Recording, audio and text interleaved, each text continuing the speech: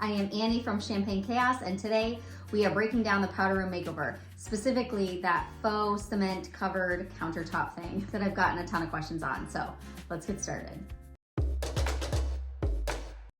Normally like to do these videos in front of the project I'm talking about or in the room I'm talking about. I'm not in the bathroom today. Not great light, figured it wasn't like the best setting. Our powder room is a decent size, but it is very long and narrow. One of my toxic traits is wanting to try all of the things in a space, and a powder room is a pretty small space. I put a lot of stuff into this small area. Do I regret some of it? Maybe. It looks awesome, so I'm okay with it. It's a lot. Painting the cabinets, pretty ornate trim along the wall, painting the walls, tiling up the back of the mirror, switching out the lights, and then covering up the countertop. Is that everything? The first thing that I did was paint the vanity. I primed the doors and the drawers with Zinsser Bin primer. A lot of people have asked if you need to sand down or not. My experience and my understanding is if it does not have a wax coat or a shiny coat on top of it, then you don't need to sand. Another way you can test for sanding is doing a layer of the paint in a spot and then cut an X once it's dried with a knife and put tape on top of it, tear that tape off, and if the paint comes off, then you know that there is a more intense coating that needs to be sanded off. I always prime, feel like it, I will sand. I don't think it ever hurts to sand. Went brown, I chose Momentous Occasion. It's a Valspar paint, like pretty brown, chocolatey brown. First coat, never looks good. Second coat is where it's at. I usually don't freak out until that second coat is on. The next step was adding the trim on the wall. I have this fluted chair rail in other parts of the house. I'm doing it on our stairway. Need to finish that. Add it to the list of unfinished projects around here. Beautiful and gives the fluted detail, but it's lightweight, easy to put up there, and as affordable as you can get for fluting, because it is not cheap. I found base cap molding looking trim. It was really affordable. I used that picture molding for my box molding. Also to beef up that chair rail, I put it above and below. That really made it thick and feel expensive. Caulked and filled the nail holes, sanded it down. Still part of the bathroom that I have to do that too. I knew I wanted to do a tile backsplash, but I didn't want to do the whole little vanity nook. I stopped the molding on either side of the lights, the sconces, kept that middle section open for the tile that I knew was coming, which is risky. I based it off the measurements of the tile from their website. That should be accurate, but I got Zalige tile, which is no one piece is the same, so it's actually kind of comical. But I was able to adjust that trim down the road, thankfully. I replaced the sconces, got these really pretty sconces from Lowe's that are actually very affordable, and I was a little concerned about the quality because they were so affordable, and they're really pretty. I did the same box molding up to the ceiling. Crown is a whole other animal. I should do a couple videos about it. Every time, I'll do some other videos. Every time I do crown, I have to like reteach myself how to do it. It's that hard for me to wrap my head around, and I have to create templates and that I keep out by my miter saw so that I can double check. I also have to have extra pieces because I always mess up. Let's get into the meat of this video, the tile and then the cement countertop.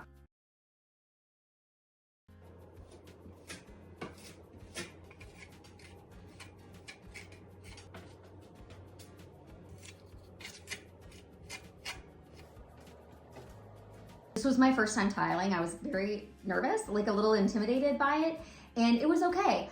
I don't know, in hindsight, if I would have chosen 2x2 Zalige tile as my very first tiling project, just because I had to lay each piece on there individually, and it took a ton of time. I am very grateful for podcasts and audio books. That's the only way that I can work. I can't remember which book I read during that time. I think it was The 7 Husbands of Evelyn Hugo. It's a good book. It got me through. I got the tile from Zia Tile. I did obviously a checkerboard pattern, so I think it's Casablanca and Natural. I don't know, I'll put the names up here. I took all the tiles out of the boxes, laid them out so I could visually see what I was working with. The Zalige tile is one of those things where you either love it or you hate it. I love the imperfect organic feel of it. I'm a perfectionist, so it was like two sides of myself competing. You have to trust the process, power through the imperfections. The hardest part for me is because I had set that specific area, I had to make each row fit between the two vertical pieces of trim. Some rows were like piece of cake. They all lined up beautifully. Some rows would take 3 times as long because I had to keep pulling tiles off and grabbing other ones to try to fit in that space. You want the lines to be relatively lined up because it's a checkerboard pattern. Full disclosure, you are supposed to soak Zalige tile before you use it to make sure that it is clean and to help it adhere to the wall better. I am not proud of this, I skipped that step. I just used a decent amount of thin set behind the tile to attach it to the wall. You can't do muscle bound with Zalige tile, so I had to use thin set. So far, so good. I did one row at a time so that the thin set would not dry. I had to back butter every piece. The only time I did more thin set than one row or two on the wall was at the top. I couldn't get my trowel to lay flat on the wall. It worked out, looks good. Let's get into this countertop because that's really what this video is about, and I know there's a lot of questions around it. I just recently learned about this product last spring. I saw Drew, Lowe & Fox Home. I will link his video. I saw his Instagram video where he used it to cover up a countertop, and I thought it was genius. It looked great, it looked easy, and it seemed very cost effective. All the boxes were checked. And I did a bunch of research. Jenna Sue has an amazing blog post about micro cement. So she used a different brand. I used Concreta from Meoded Paints and Plasters. I will have all of this in the description. I will link to Jenna Sue's blog in the description as well. It goes into so much detail on micro cement, and she did an entire bathroom, floor to ceiling. She did the ceiling, she did the shower, she did everything. I will say, just like any other video, any other project I've done, nothing is as easy as it looks when you watch someone else do it on a video. Never. No way to prepare yourself for the hard parts. There's just no way. And honestly, we probably wouldn't do this stuff if we knew how hard it was. It's kind of good to be a little bit delusional. That will help you get the job done. I had done a ton of research. I thought I knew everything. So you get it in a it looks like a paint can. I will put the coverage that comes, I'll put the price and the coverage of that 10-gallon can. I got 2 of the cans, thankfully, because I ended up destroying the first can and made it completely useless. That was 100% my fault. I take all responsibility. I had misread the water to powder ratio, and I had done way too much water. Once you mix the water and the powder, you have about 45 minutes to work with it. With my experience, I actually found that that went even quicker than 45 minutes. Even though I could still move the cement around, it developed little balls of like hard cement, and then they'd get caught and they would scrape what you were. It just completely ruined the smooth surface. So I felt like you had to work pretty quick. That's a lot of pressure. So the first can I had to get rid of, which was really sad because that was like $150. Honestly, with the second can, I added less water than they even recommended and then worked my way up. I mean, it's pretty sensitive. If you add too much water or too little water, it changes the color of the product. That was the other mistake that I made. If you're looking at the bathroom and wondering, why did she do white instead of gray? Cement's usually gray. I didn't use the color in time. I bought this back in the spring knowing that I was gonna wait for the tile. I didn't realize that you had to use the color within a couple weeks. The color was useless to me. I had a deadline to meet, so I went with the actual color of the Concreta, which is like a little bit of an off-white. I feel like the white tied in with the walls. It didn't compete as much with the other elements in the room, but I can't say for certain because I didn't get to see the gray in there. My third mistake, because I lost that first can and I know I only had 45 minutes, I had to split that second can in half. That was just very complicated. I believe they sell it in 2-gallon containers, 10-gallon containers, and 50-gallon containers. In hindsight, I wish I had gotten multiple 2-gallon containers to maybe mix it up in smaller batches. It depends on what size you're working with.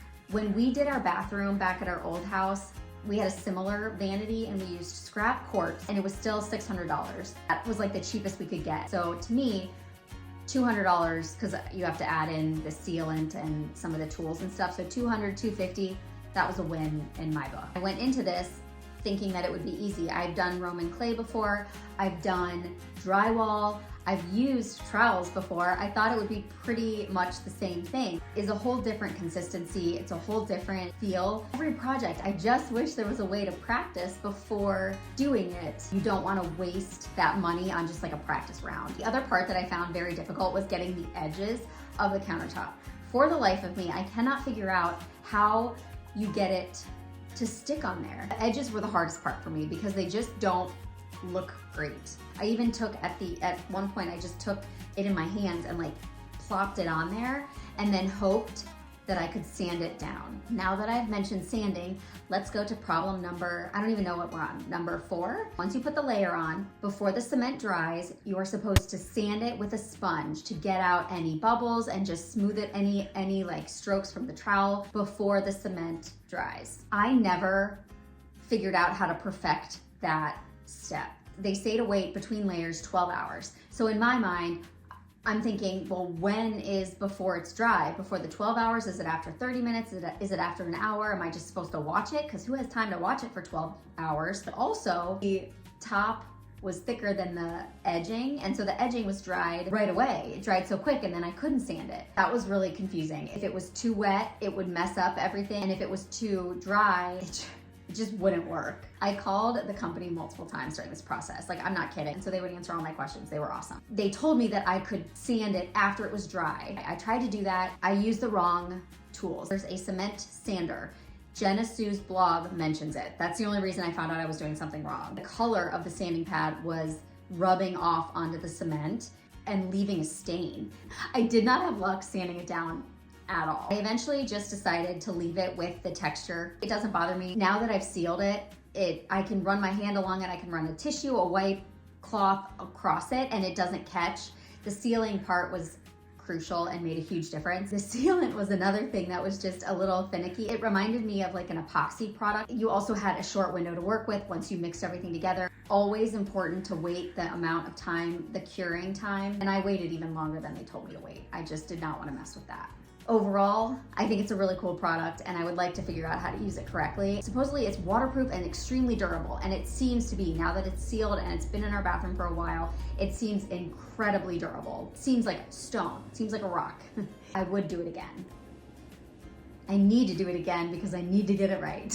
I think that is it. Now I have the hardware, the knobs, I love the knobs that I found. The mirror, I don't love the color of. I think I'm going to replace that. I think I'm going to put a dark walnut wood mirror in there. That is the one change that I plan on doing. I will have my blog post linked in the description. That will have all the things, all the materials, all the details that you need if you need it in writing, if you don't want to come back and watch the video. Thank you for being here. Thank you for listening. Sorry that got a little bit long. I had a lot of thoughts, and you live and you learn. As with every project, I walk away with a lot more knowledge than I had going into it, but I would do it again.